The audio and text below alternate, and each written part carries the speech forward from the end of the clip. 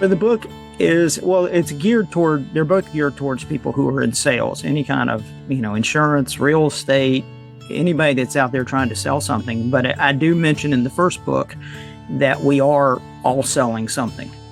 Everybody's selling something. If you're applying for a job, you're trying to sell yourself.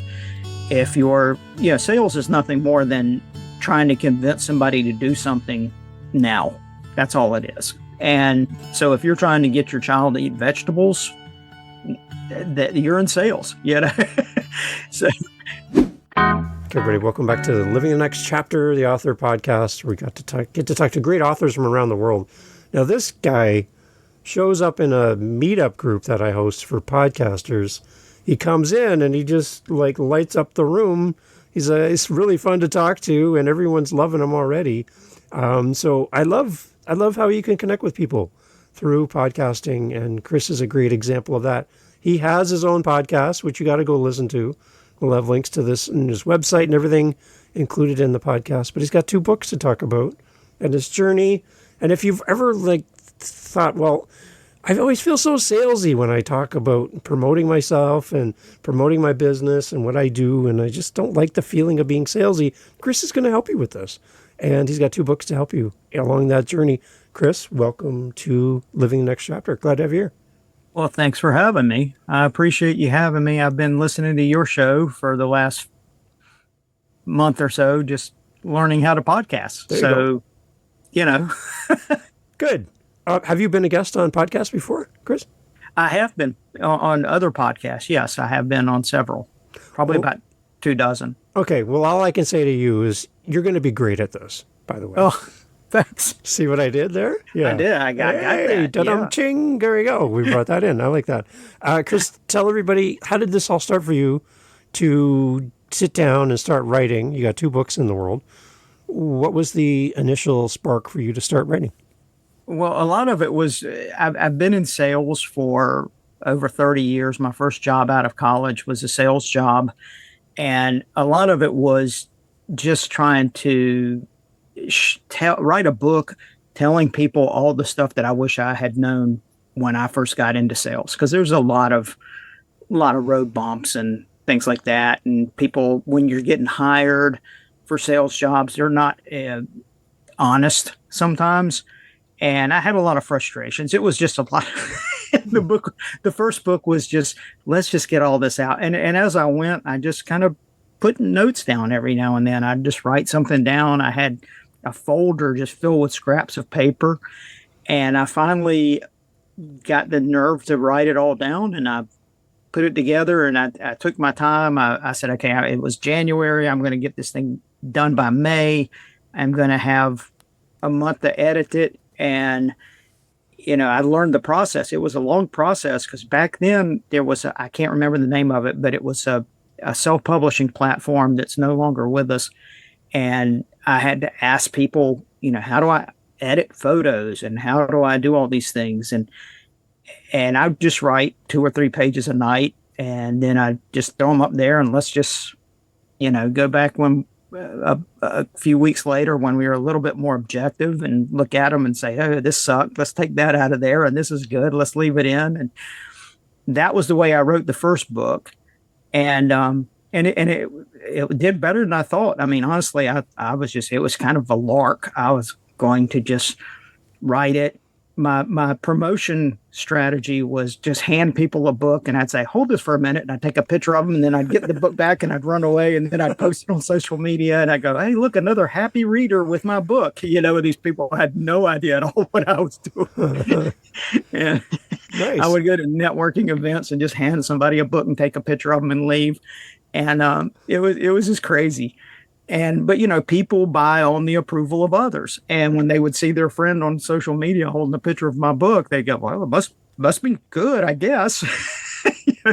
And so we sold, when I say I sold, I don't know, a couple hundred copies. I have, like I always say, I have hundreds of friends. I have dozens of fans all over the world. And but when COVID hit, I was just kind of stuck, and I couldn't go out and see clients. I have an insurance agency, and I couldn't see clients. So I was just started blogging, thinking, well, this will give me something to do, and down the road, maybe I can do something. And then when COVID was over, I wanted to go out and do some speaking engagements, but it was really kind of didn't make sense to go out and do speaking engagements on a book that was 7 years old at that point, 6, 7 years old. So I made the decision to take all those blogs and just condense those. And some of the stuff was more topical, pertaining to COVID. So I took a lot of that out and put together the second book, which is Nearly Motivated, like me. And so that's where we are. But the second book was much easier because then we had Canva. And before I was having to learn how to edit photos in GIMP and all these different things. I didn't know what I was doing. Yeah. It was a whole lot easier. And I actually bit the bullet and just went on Fiverr and said, hey, here's $50 if somebody will just edit this thing down and format it for me. And it was a whole lot easier. It cost me $50 to get some stuff done. Good. So that's where we are. And I'm still trying to go out there and get some speaking engagements out of it. And I do from time to time. I'll talk to some, real estate offices, things like that. Lots of times I just use it as a door prize. If I go to a networking event, because then I can, if somebody gives me their business card to use as, an entry, I take their email off of that and I put that on my email list, whether they want me to or not. So. There you go. So if you're getting emails, you've probably seen Chris somewhere. You're probably going, who is this guy? Who is this guy? Well, it's like a really great business card that people can read instead of just look at, right?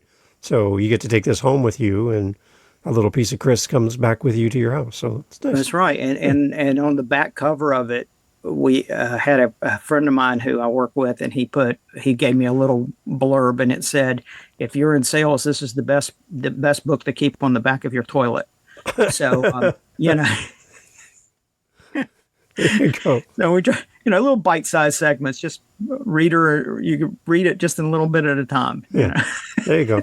Okay. All right. So who would you say is your ideal audience then for the books? What do you got in mind? For the book is, they're both geared towards people who are in sales, any kind of, insurance, real estate, anybody that's out there trying to sell something. But I do mention in the first book that we are all selling something. Right. Everybody's selling something. If you're applying for a job, you're trying to sell yourself. If you're, sales is nothing more than trying to convince somebody to do something now. That's all it is. Yeah. And so if you're trying to get your child to eat vegetables, that you're in sales, Trying to get somebody to marry you. Yeah, you're in sales. Yeah. I mean, right. There you go. That's a good one. Yeah. And so we're all in sales. So I tried to make the first book really accessible to everybody. I even have a chapter in there on how to be a good customer. And because I give some examples of bad customers, of course, we've all dealt with that. Yeah. And, then I peppered the book with what we call dumb stories, which are just humorous, real things that happened to me over the years. And, I've had people go, well, I didn't read the book, but I did read all the dumb stories. So that became a little bit like I don't want to say a trademark, but when I wrote the second one, I had people were like, you've got to put more dumb stories in there. So that's what we did. And so they're accessible to anybody that can read, if you're, when I say accessible, it's applicable is the word I should be using, but anybody can read it and enjoy it and get something out of it, especially the first one. The second one, there's a little bit more, sales stuff in there, but not a whole lot. It's pretty much the same, more of the same. Okay. I need a dumb story, Chris. I can't let this hang. I need a dumb story. Come on, share one with me. Let's go. Well, I'll tell you the dumb story that's not in either one of the. Oh. No, it might be in the second one. I can't remember now. It's been so long. I did have and this is one I use when I speak, but I was selling door-to-door accident insurance back in, I guess this is about 1985. I was right out of college, and they had put me out in the country somewhere, and I was just cold calling. It's the middle of the day. You don't have anybody to see. And you're just looking for someone that's home. And I'm out in the middle of this country road, and I passed this house. when I say house, it was like a trailer, Hmm. really small. There was a pickup truck bigger than the trailer outside, and Okay. and I walked up to the door, and the guy saw me coming because out in the country you have those real long driveways. They're Yeah. like a quarter of a mile long, and he saw me coming, and we had a very distinctive binder. People could spot you a mile away, and I was working with a company called Combined Insurance, and everybody called us Combine. That was Mm. what all these people out there would say. And he saw me pulling up, and as soon as I got out of the car, he said, "Are you with the Combine?" Oh. And I said, I could tell he wasn't happy. Uh, And I said, "Well, why do you ask?" And he said, "Well, if you are, I'm going to go in my house and I'm going to get my shotgun and I'm going to shoot you." And I said, "Why would you do that?" It's like 2 in the afternoon. And he said, "Well, I had a claim and they didn't pay it." mm. And I said, "Well, Combine," I said it the way he said it. I said, "Combine sells accident insurance. What kind of claim did you have?" He goes, "I had a wart on my foot." And I said, "Well, sir, that's not an accident." He goes, "Well, I didn't mean to get a wart on my foot. I Mm. accidentally got a wart on my foot." Mm. And I went, "This guy is, you know, I'm not going to have a logical conversation with No. this young man." And here I was, 23 years old, trying to look dapper and everything with my London fog coat and everything. Uh-huh. And I just looked at him. I said, "Hang on to that thought for a minute. I just got my card left." I was like, "I'm not going to stick around, try to reason with the guy that wants to shoot me over a wart that he had who knows how many years ago." So, that's a dumb story. That was, Yeah. So you didn't get the sale then, is what you're telling me I on that didn't one? even No. try. I was, No. All that's one right. of those that you go back the next day and you tell your manager, you're like, "Yeah, I had a guy threaten to shoot me over a wart." Par for the course with that job. I had another couple.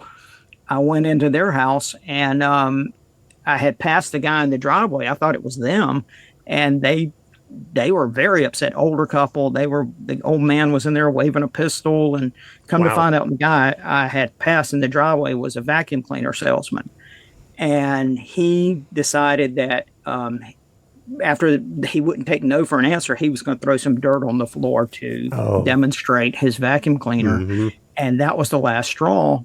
And they chased him off, and they thought I was with him. Oh. And after I calmed them down and everything, they felt horrible about the whole thing. They made me lunch and apologized profusely.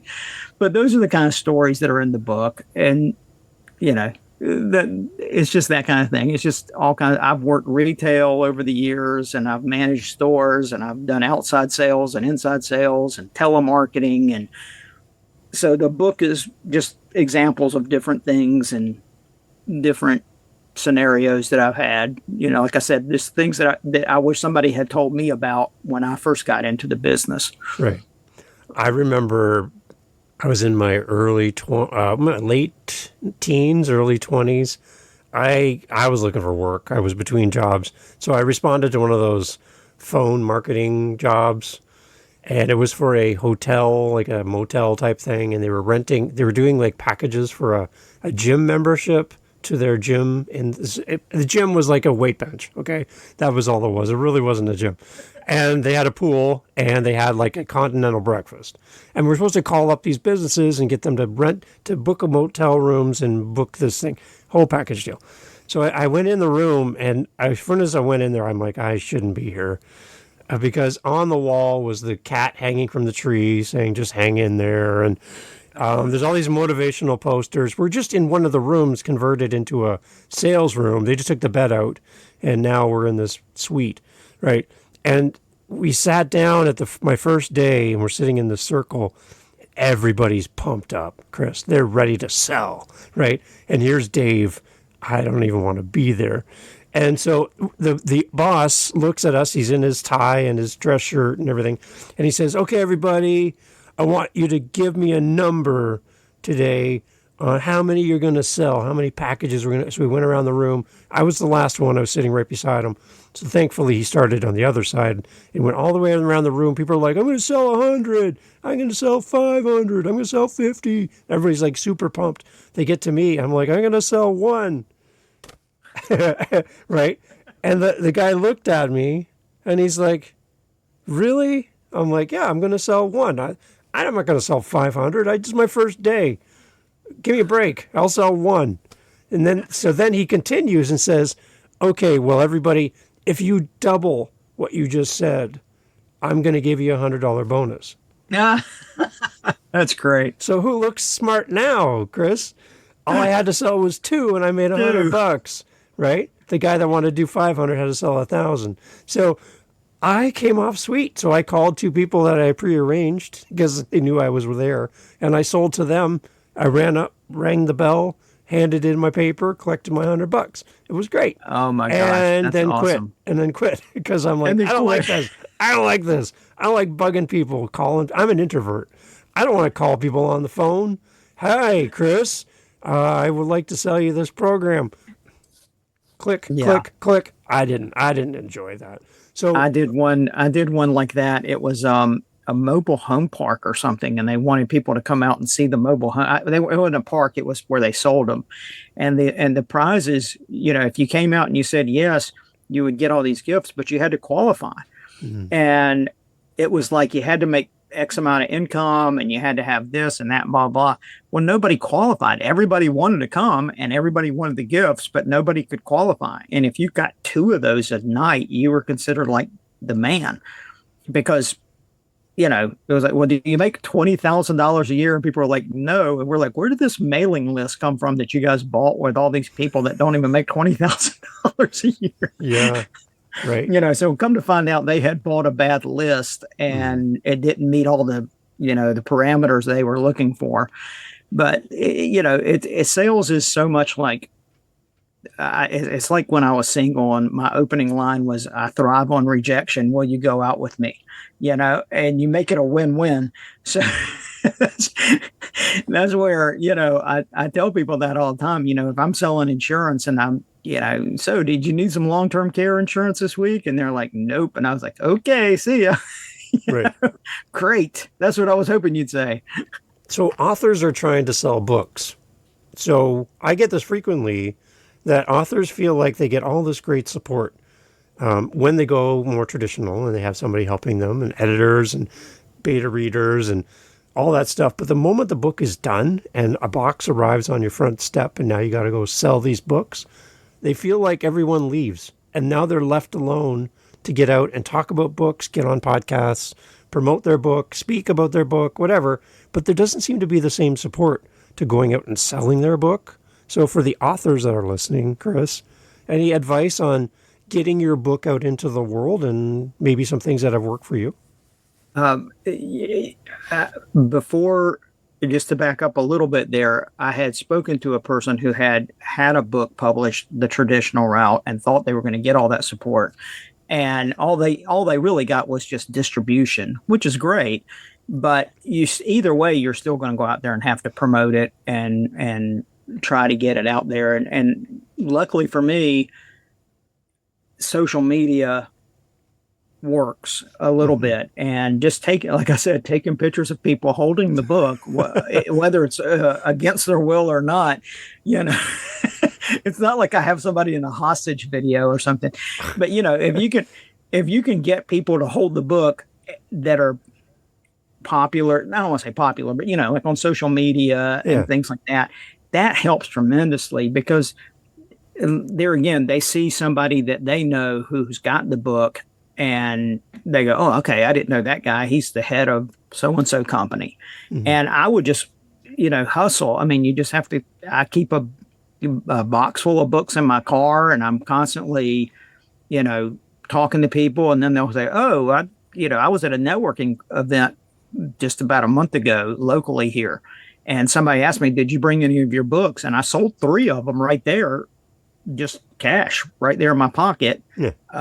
It's not going to go up the Billboard charts or anything, but no. Not the New York Times bestseller list with those 3, but, it paid for my lunch.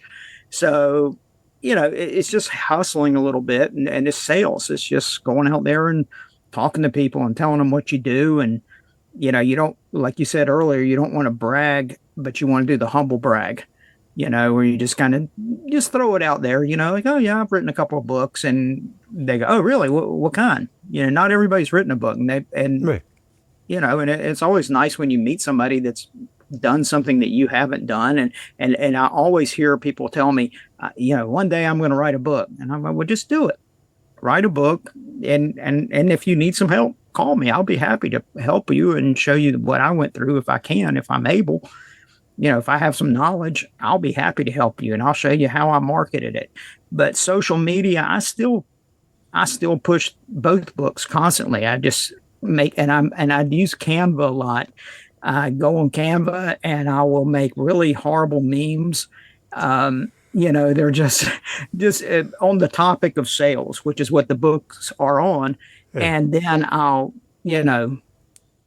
put a little clip, photo of the book in the corner, and Yeah. with my website, and they go on Instagram and LinkedIn and anywhere else I'm at, Facebook. It's just you just got to talk about it Yeah. and let people know. There's an old saying, and I think it's in the Bible, about nobody's going to look at your light if you keep it under the Right. table. You got to put it Yeah. up on top of the table, Yeah. so Yeah. where people can see it. So just going out and talking to people. I have business cards that have pictures of the books and a QR code, Smart. and I just hand them out. And if you really want to be sneaky, you can take those business cards and go to your local bookstore and just stick them in the books. There you go. Who is this guy leaving? We're going to have a warning on this episode. Some of the advice in this episode may be illegal, like asking people to hold your book while you take photos of them, hiding your business card, and okay, yeah, well, there you go. Try it, see what happens. It's a little bit unorthodox, but I do that in my insurance agency. I have there's a company that sends me a lot of free brochures, and I'll go into real estate offices and I'll just walk in and I'll say, can I use your restroom real quick? And they'll say, yeah. And my business card is stapled these brochures, and I would just go in and just put it on the back of the commode, and I'll say thank you, and I'll leave. And I know I've got a captive audience. Somebody walks in there and they're like, what's this? And and the next thing you know, my phone. I mean, I've had sales from that in the past. So I'm not going to leave my book on the back of someone's, but just thinking outside the box and making it fun. If I walk out of someplace and I can get a couple of giggles out of it, that's worth it for me. I'm very easily amused sometimes, so it doesn't take much. Okay, so if your book is a key, what doors unlock by having a book for you? That's a good question, because what I do is I use the book. So let me do it this way. I have the book, and then I have my insurance agency, and then I also have the speaking part of the business, which, kind of goes inside with the book. So all three of them, each one of them can be used for the other two. Yeah. So when I'm sitting in front of a client with my insurance agency, I can promote, I'll talk up my book a little bit and the speaking. I'll just throw it out there. I'll go, well, I do a little bit of speaking. I've written some books. When I'm talking about my books, I'm talking about my speaking engagements or the insurance agency. So all of them help me promote the other two. And so it just depends on what the situation is. But I've had times when I've sent somebody a book and they'll go, oh, come talk to our group. And I get there and I don't know what this group is. They're like, hey, we need you to come talk to our group, and we'll have, these people that do all this stuff. I thought I did one about a year ago. I thought it was a group that booked entertainers and speakers. They book like musicians and stuff. And I was in this giant concert hall at this place, and we were on the stage, and it wasn't anybody in the audience. It was the people that booked the people. Oh. And we were all on the stage together, and it was probably 25 of them tops. And I'm up there giving my talk on how we're all in sales and we're all selling something. And I don't know what these people are selling. I mean, I don't have a clue. So before I gave the talk, I sat down with some of them and I just said, what is it that you guys sell? What's the pain point? And they were, "Oh, well, we try to sell sponsorships and stuff like that." Okay, now I got a little bit of a clue.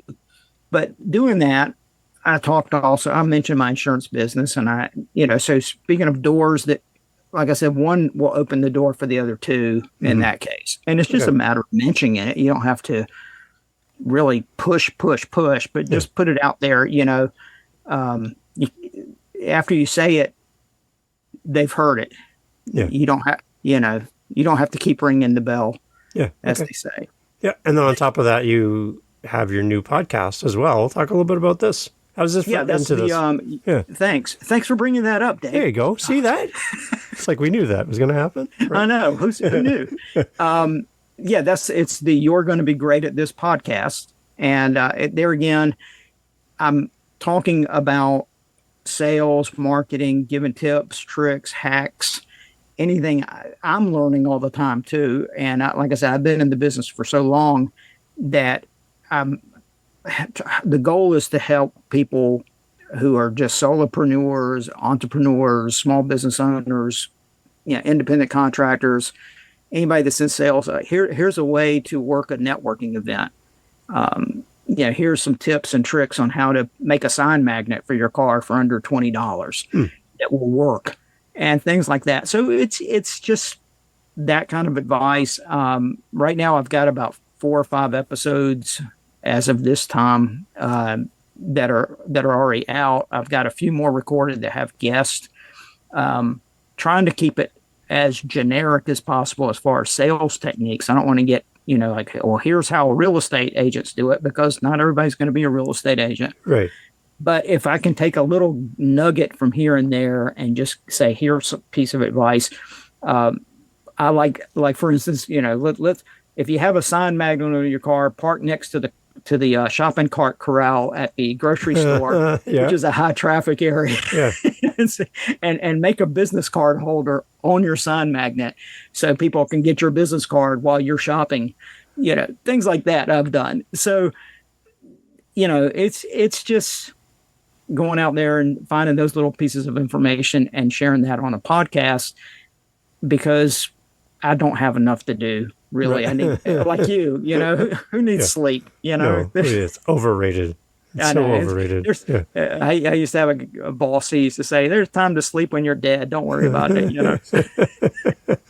Yeah. Make hay while the sun's out there, right? All that. So Yeah, yeah, exactly. I get it.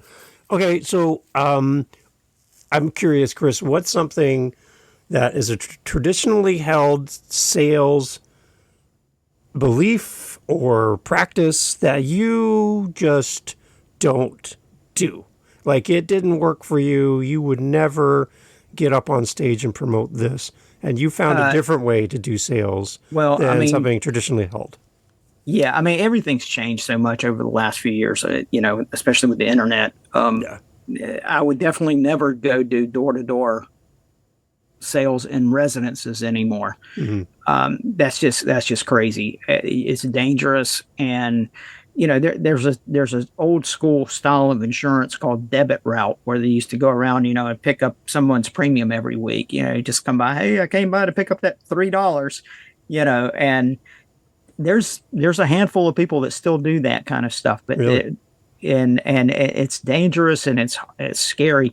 But you can take that skill set from cold calling, and like at that first insurance job I had, and you can use that if you're selling B2B. It's perfectly fine to go cold calling into businesses, and walk into someone's business, especially if they're brand new. I always like going in and just saying, hey, I just wanted to welcome you to the local business community. Here's my card. If I can ever be of service to you, and just make myself available, and just stick my head in the door and say, hey, good luck. If you need anything, please let me know. And not threatening. That's the way I do it. Now oddly enough, I've had people, you're just here to sell me something, and try to chase me off. And those people coincidentally do not stay in business very long, because if they're going to be mean to me, they're probably going to be mean to everybody else that walks in the door. True. So, but that would be the one thing I wouldn't do anymore. Just it's hard. Selling is tough anyway, and you need to find the path of least resistance Yeah. if you can, and finding referrals and learning how to work a good referral system, having language that you use that works. There's a million different referral language systems out there. If you can find two that work for you, stick with it. Yeah. Just stick. Yeah. You don't have to go out and reinvent the wheel all the time. And find your community, right, where you'll be most receptive to your message. And if you're a business, author, or you have a business product or service, then being a part of your Business After Five or Chamber of Commerce, whatever you have in your community, Yeah. be there, be a part of, and be actively part and supportive of it. Speak at those events and support other people who speak at those events. Just Yeah. show up, right, and be a community member. It's that's it. You've just hit the nail on the head. Showing up, being there. The more you show up, the more top of mind you're going to be. And when someone does need that product or service that you have, Yeah. they're going to think of you first, because that's the guy that came to my ribbon cutting when I first started, or that's the guy that sent over, came by one day and dropped off some donut holes or whatever it was. And, that's all it is. And it's the same with social media, especially LinkedIn. If you're on LinkedIn and you just post once or twice a day, once a week, LinkedIn is not the most exciting social media. But if you go on there and just post something once or twice a week, or comment on somebody's feed, the algorithm loves you. Mm-hmm. They're just happy to have somebody participating. Yeah. And that's all it is. It's just being there, getting the at bats in, and Right. and doing a little bit of work. And like I said, I've just, before I was on here earlier today, I went to a ribbon cutting at a new business, and then after that, I went over to the Chamber of Commerce for a little networking luncheon. Nice. And I saw some of the same people twice today, and they're just, but you build that bond, you build that camaraderie, and hopefully, when somebody says, "Hey, I need some insurance," or "I need a speaker," or "I need a good book to read," or "Do you know a good podcast?" Mm-hmm. They might think of me, hopefully. Yeah. So, There you go. that's all it is. You just got to stay out there. I mean, how many times have you seen somebody come to you, try to sell you something, and then you just never saw them again? Yeah. And right. that doesn't work, And so just working it a little bit, making a tickler file. Hey, Dave, is it okay if I put you in my tickler file, and I'll call you in 6 months or a year and touch base with them, or the other method is to what we call dripping, where you just send them, "Hey, Dave, I found this article. It might be something of interest to you," Nice. and just send them an email or something every once in a while, and that kind of thing. A good little tip there is using Google Alerts. Mm-hmm. If you're not familiar with Google Alerts, and you can just go on there and type in somebody's name. Say you were the person I've been wanting to sell something to for a long time, and I know that you have a lot of friends that I would also like to meet. Mm-hmm. I would just do a little drip campaign for you, and I would put your name in the Google Alerts, and every time an article came up, I would get an email saying Dave just won this award, or Dave had this accomplishment. Yeah. And I could pick up the phone and say, "Hey, Dave, congratulations. I read this article." And you're like, "Wow, nobody saw that article." My family, because I sent it to them. Yeah. So it's just a matter of just staying out there and talking to people and getting in touch. If you're going to sit in your house all day and wait for the phone to ring, you've already lost the game at that point. Yeah. Yeah. And then I guess the other side of it too, when we talk sales, is how you service people and how you show up for your clients. My real estate agent, for example, her name is Carol. I won't go to anybody else. Like, there's thousands of real estate agents around me, but Carol has been consistent with me. We bought and sold properties with her. We laugh. We have so much fun with her. She's kind. She goes out of her way. I trust her with my money and my decisions. She's like one of my family. and I will not go anywhere else. Like, I don't know what's going to happen to me if she ever retires because I have no idea what I'll ever do.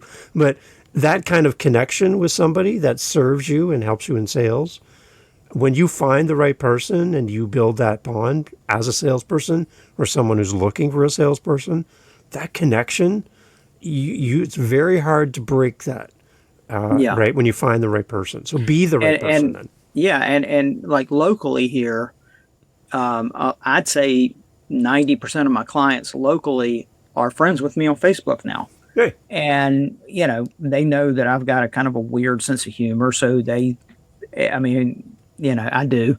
And I put things on there that are just not quite inappropriate, but really pushing the edge sometimes. Yeah, And, but that's hard to do when you have clients that are, because I also have my website and people just purchase things directly from the website. We have some insurance products. I can't be friends with all those people that are in 3 states away. Yeah. But, as far as locally, I do have that relationship with a lot of my clients and they know me and it's nice because I can, I get on Facebook and it says it's their birthday and I can tell them happy birthday and, you know, things like that. You just, try to participate a little bit. You don't want to like get in the middle of all their personal stuff, but say, hey, how you doing? Drop them a note every now and then. Hope everything's fine. Even if it's just a year after they've bought something, you put that in the calendar. Mm-hmm. That anniversary of that policy or whatever you sold them. Right. Just want to touch base with you and see how you're doing. If you need anything, let me know. That's all you got to do. Yeah. It's very easy. Use the tools that are there. Don't rely on your memory because we're going to forget something. We're going to forget, who is that person I bought something 5 years ago? Yeah.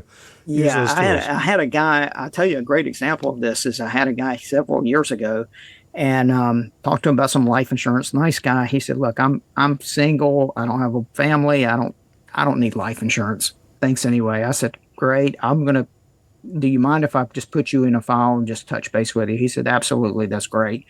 And sure enough, a year later, went by and saw him, and he said, "Dude, things have changed dramatically." He had a brother who had passed away. The brother had a special needs child who was not a child, 19, 20 years old. And now he was taking care of this kid. Right. And he goes, "I do need some life insurance now." And just by having him in there and getting permission to touch base with him, he was like, I hadn't even thought about it, but yeah, I need some life insurance now. Yeah. So that's one of those things where you just build that little bit of rapport. You don't have to build, when they say relationship selling, you don't have to be, oh, I love you and I want to be your best friend forever. Yeah. But just building a rapport and letting them know that you're there and I'm available if you need something. And if you don't remember me, I'm going to come back in a year and talk to you again. Okay. So that's all it is. Just like I said, just staying top of mind is the big thing if you can, Okay. Chris, we have people who listen to this show who are event promoters. They're looking for speakers for events. And I know you have on your website that you do speaking. I would think virtual would be one option for you as well, where you can travel without having to travel and do it online as a speaker. But who would be a great audience for you as a speaker? Who are you looking to serve? And because you might get some responses from people listening. Well, thanks for booking me, Dave. There you go. Helping you out. I enjoy speaking to any sales organization. Okay. And I've also spoken to groups that weren't sales organizations. I have the one talk that's, everybody's in sales. We're all in it together. And I use it as that one's more of like, let's use some sales techniques as life hack kind of things. Let me show you how to get your kid to eat their vegetables. And then, but a lot of them are like real estate offices I've talked to. I'm trying to think who else now. Just several groups like that, more or less. Okay. And some insurance organizations. I don't get too deep in the weeds on their products. It's more, here's just things you need to do. Here's some funny stories that have happened to me. And I just like talking to people. It's fun. I think we were talking in our meetup group. I said I had joined Toastmasters the wrong way, and I joined. I was doing stand-up comedy just as a side thing, and And then after I did that and realized that I wasn't going to be anytime soon a famous comedian, I said, well, let's go to Toastmasters and learn how to speak professionally. Hmm.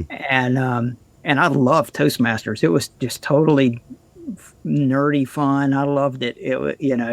And I met some great people, learned how to speak. You wouldn't know it. Listen to me right now, but tons of ums and ers and Yeah. ahs and all those things. But met some cool people. Yeah, it was nice.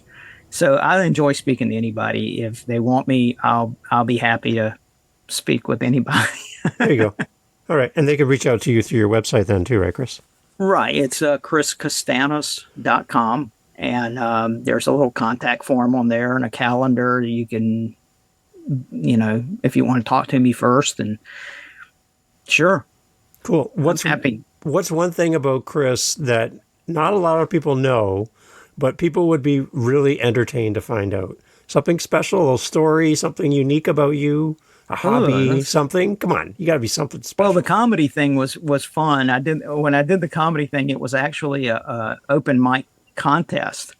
It was a competition, and I did that I did that 3 times. It was a local comedy club here, and they had twice a year they would do a comedy competition. It would last for weeks. They'd have like 4 or 5 weeks of preliminaries, and then those people would go to the finals. And the first time I tried it, I came in fourth place, and they give you a little bag, gift bag with some swag. Hmm. And the second time I came in second place and then got an even better bag of swag. And then the fourth time they said, well, we want you to come in, and I won. And so I was unofficially the funniest person in the county, I There guess. you Or go. I don't know if that's a good thing or not. But instead of getting a bag with swag, you get to MC for a week and get paid. They made a big thing, and you're going to get paid like the regular MC does. And at the end of the week, they paid me, and I was really like, wow, how does this guy live off of this? And so that it was fun. I got to get up in front of people and just say totally inappropriate stuff. I love I love good dirty jokes, and the sicker the better sometimes. And then after that was when I went to Toastmasters, and I was like, I really need to learn how to speak professionally, because there's a world of difference Right. between telling inappropriate, dirty adult jokes, and then that you would usually tell just to your friends and family. There you go. And now all of a sudden you're standing in front of a bunch of people who want to know about business. Right. You're like, well, I can't drop that word anymore, and this Right. one, So they're both fun. I enjoy the corporate part just because you don't get heckled as much, and Yeah. True. and I'm very sensitive. I cry a lot. So. There you go. I love it. Good, Chris. Well, are you going to keep writing? Do you have more books in the future? What do you think? I haven't been writing. I've been blogging a little bit here and there. Yeah. The podcast has had me. I've been having to write, not copy, but I don't want to just read something off the page. Yeah. But I have been having to use that same kind of skill set to put an outline and thoughts on paper. And Yeah. because, as you know, when you're talking to someone, you have to kind of rein them in sometimes. They'll go on little bunny trails and Yeah. go, you ask a question, well, tell me something about, that we don't know. And next thing you know, you're hearing about their vacation or something. With a wart on their foot or something. Yeah. Yeah, Right. Yeah. the Exactly. wart on their foot or anything, So it's just keeping the guest on track is fun to hurdle. It's a hurdle, and I think of it as a challenge. Sometimes I'm like, I know this guy's going to go off the reservation. I'm going to get to reel him back in. Right. You got to. It's fun. It's herding cats, like you said earlier, right? Yeah. It's always something. But other than that, it's just writing. I haven't been doing as much. I don't know if I'm going to put out another book anytime soon, unless Brad Pitt decides to pick up the rights to one of my books and play me in a movie or something. Of course. Well, It's going to who happen. else? Or it's Who going to else would happen. do it, right? I would not think of anyone else. I know Chris. exactly. It's so uncanny how much you two look It's alike. the resemblance. It's amazing. Yeah. I know. Your twin. It's so many times I walk around and people just go, "You? I know you from somewhere." Just sign autographs. Brad Pitt. No, I've never been mistaken for Brad Pitt. There you go.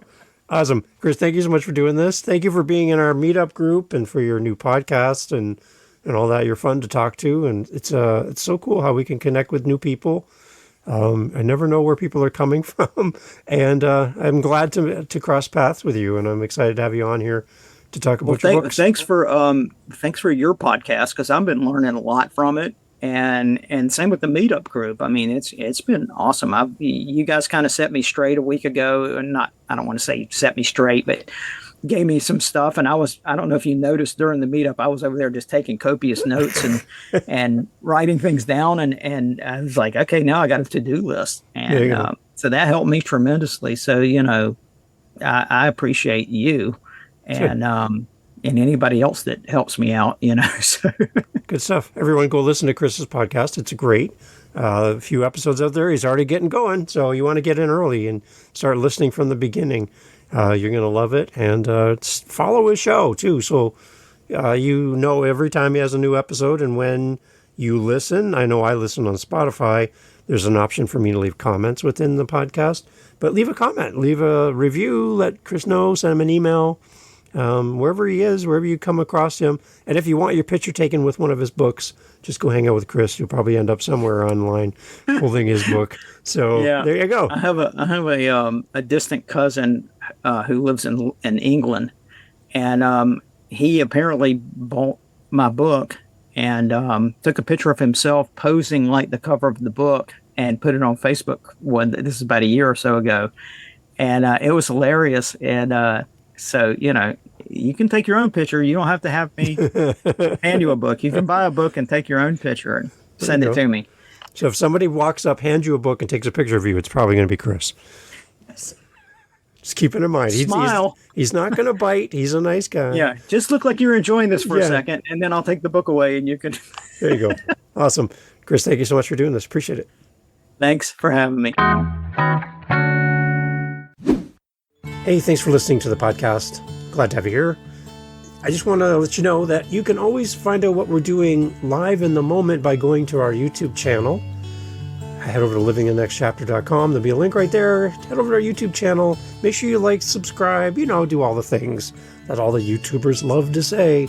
And in our YouTube channel, a couple things. You're going to get advanced listens. You're going to get the episodes that we're working on in real time. So we record and post daily on our YouTube channel.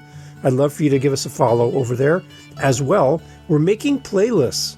We have over 500 episodes. So finding the right episode for you, we're trying to group things into playlists. So if you like children's books, if you like business, you like historical fiction, we're grouping our authors together to make it a little easier for you to find your favorite next author. So head over to livingthenextchapter.com. And again, I'd love to hear from you. Hearing from the listeners of the show is great. And I just want to say thank you for being a part of the podcast family. And I look forward to having you back for the next episode. Thank you for being here. I really appreciate your time and your listen. Take care.